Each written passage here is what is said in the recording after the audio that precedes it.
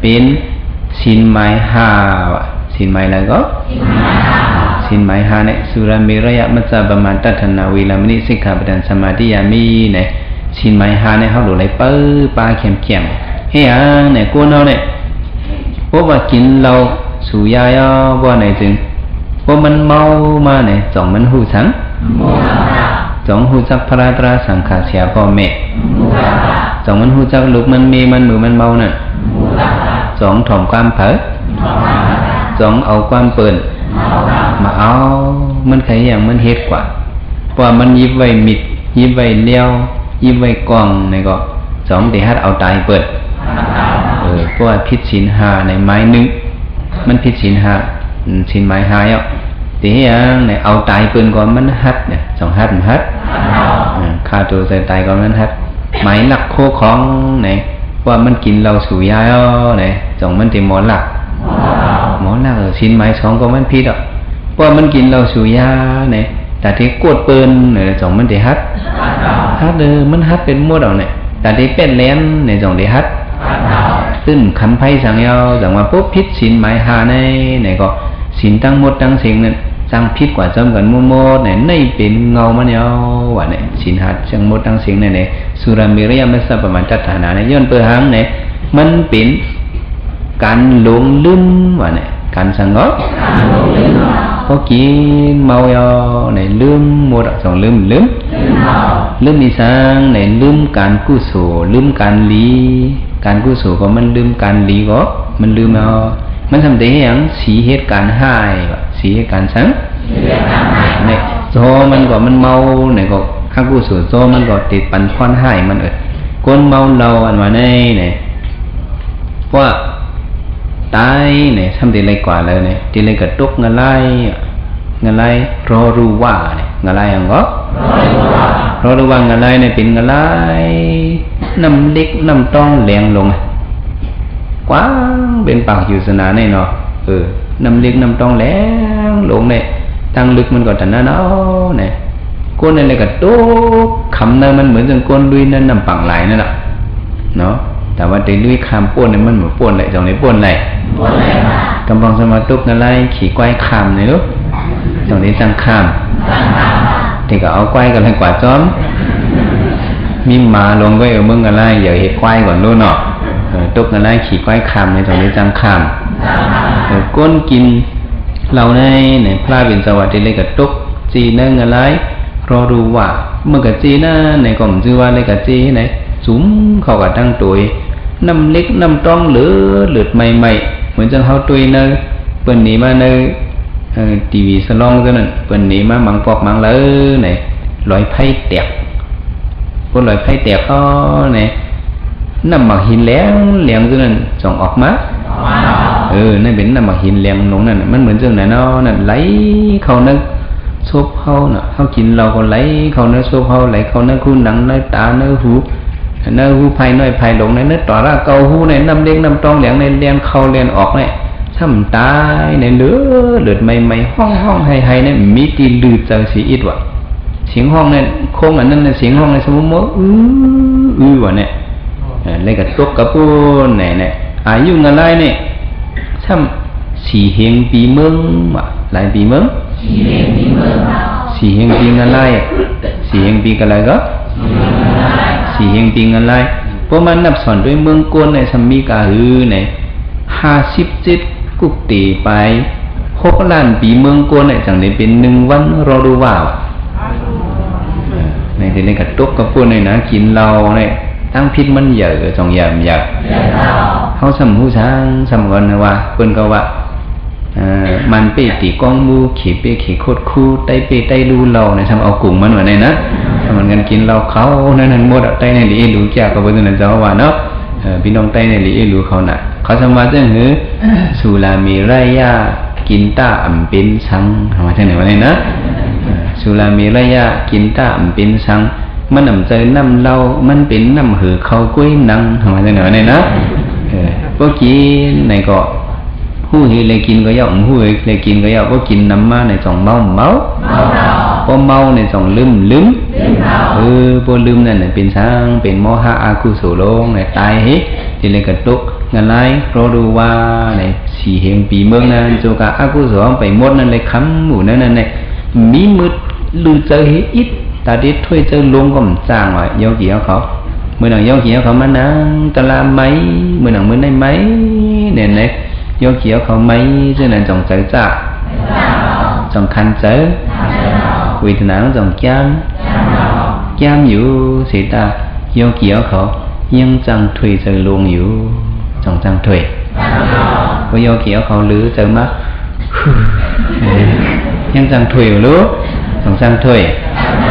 พวกกระตุกเราดูว่างอะไรนั่นจังถุยเจอลงอีเนี่ยมีมือลิบเจออีวะเนี่ยจูกาจักตั้งก็มีมือลิบเจอเนี่ยที่ในขามเจอนั้นปีพี่เพชรเดียวเนี่ยเพราะว่าออกมาซ้ำติมาเป็นหนังซ้ำติมาเป็นแทงผีลู่หยองผีลู่มาห้าปักซาดวะเนี่ยวูหยองวูมาห้าปักซัดมาหยองมาห้าปักซัดเป็นก้นหยองอันนับซัดเลยว่าตั้งพิษเราเนี่ยจงยำอย่าวนด้วยเขาเป็นก้นอันนั้นเขาหลมีหยันตั้งหุบอ๋อกินเฮนู่นเขาก็เสียงเฮซัดในก็มิดพรลีสังเฮหรือสิเนี่ยมันก็ตายเฮทำอะไรกระตกเงินไล่หึงงี้เฮมาเป็นผีลู่ห้าปักซัดผีลู่หยองห้าปักซัดก้น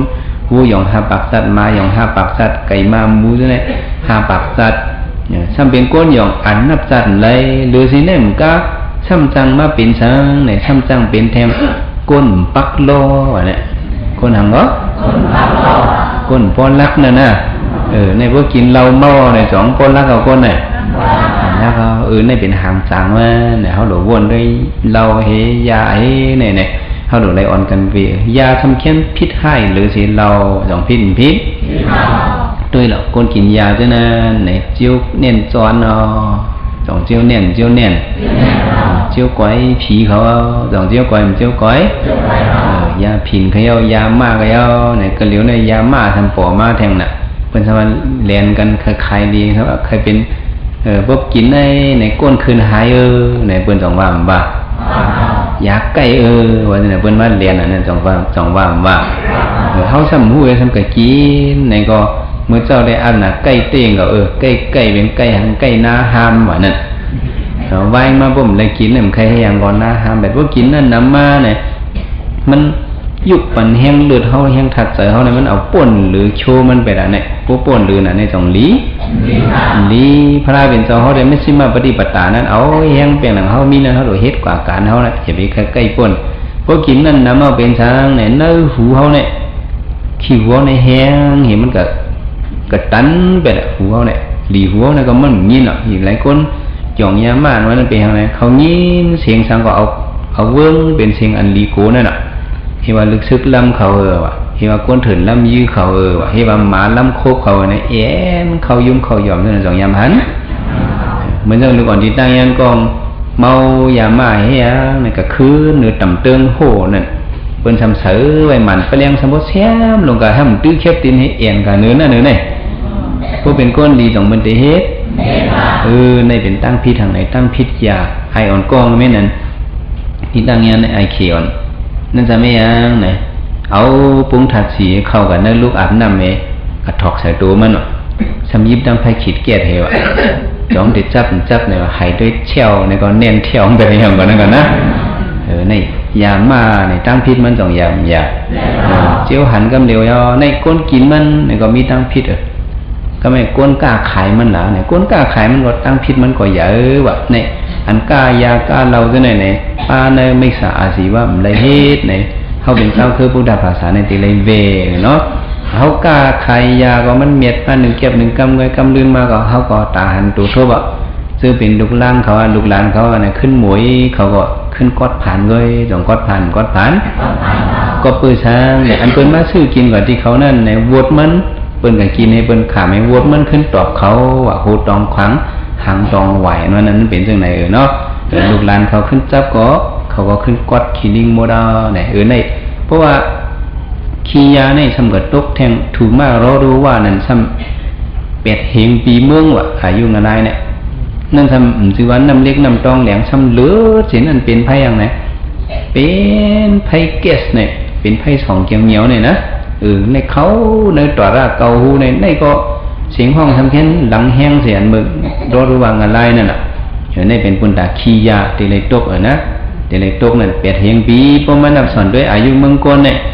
2 ปาก 30กุกตีใบ4 ล้านปีเมืองกนเนี่ยจังได้เป็น1 วันถูมารอรู้ว่างอะไรอ่ะตีเลยก็ตกหึงงี้เฮออกจากอะไรมาก็ตีเลยมาเป็นโวยยองพีลุยองมาหยอง1 นิ้ว5 ปากแต่เป็นก้นหยองหันชัดไรวะเนี่ยเสื้อสูก็เขาฮะจงเคยเป็นก้นหยองเคยเป็นบ่มเคยเป็นก้นหยองนะก็โดนเลยเว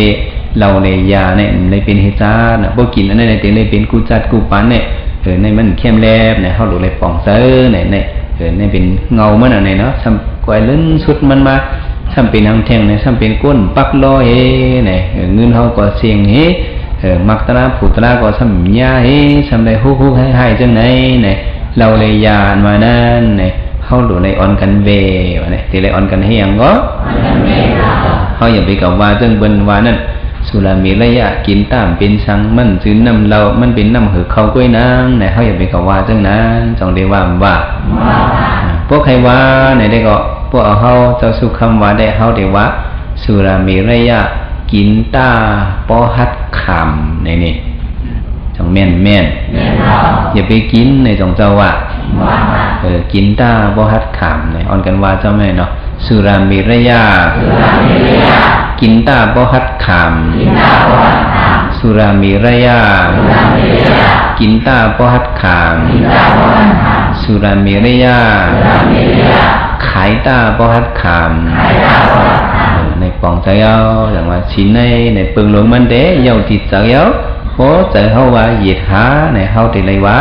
อย่าเฮ็ดในก็มันกลุ่มทวงกันหมดเอาในก็ไปที่ไหนชิ้นเชื้อก็เจอนิ่มก็เขาจังจิมอย่างนี้จังหันมันอ่อนนากว่าใน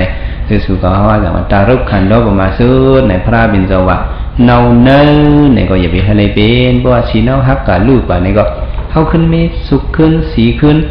มีหับขึ้นเนี่ยก็ขึ้นเป็นสินสาวิสียาวนะเขาพิษกว่ากำหนึ่งอย่าไปไหวคำหึงขึ้นกับ